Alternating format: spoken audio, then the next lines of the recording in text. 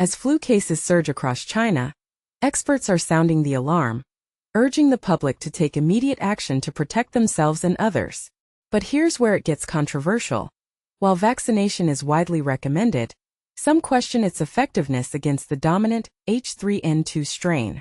Should you still get the flu shot? Let's dive into the details. China is currently grappling with a significant rise in flu activity, with the Chinese National Influenza Center reporting a sharp increase in cases across both northern and southern provinces. Data released on December 3 reveals that the H3N2 strain of influenza A is the primary culprit, accounting for over 95% of infections. The week starting November 24 saw 1,541 outbreaks of flu-like illnesses, a notable jump from the 1,234 reported the previous week. This is the part most people miss. The flu season is expected to peak in early to mid-December, but its effects will linger, requiring sustained preventive measures for the next 6 to 8 weeks.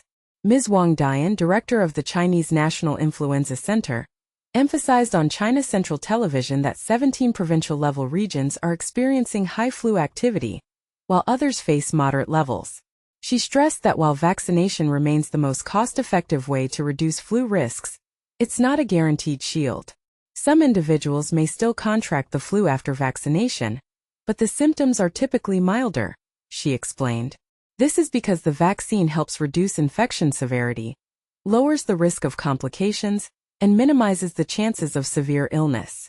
Schools have been particularly hard hit, with several across the country temporarily closing due to infection clusters since November.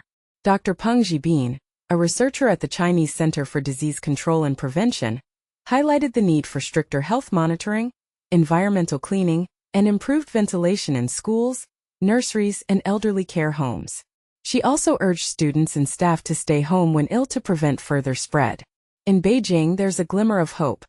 The Beijing Center for Disease Prevention and Control reported on December 3 that the rise in flu activity is beginning to slow, suggesting the city may have already passed its peak.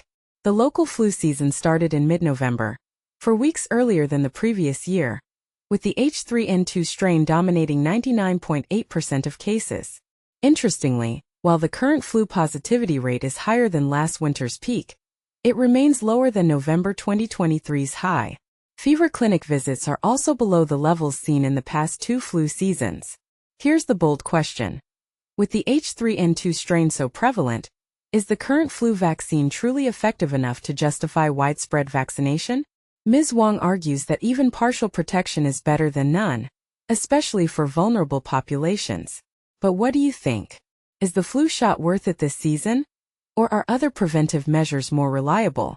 Share your thoughts in the comments. This is a conversation that needs your voice.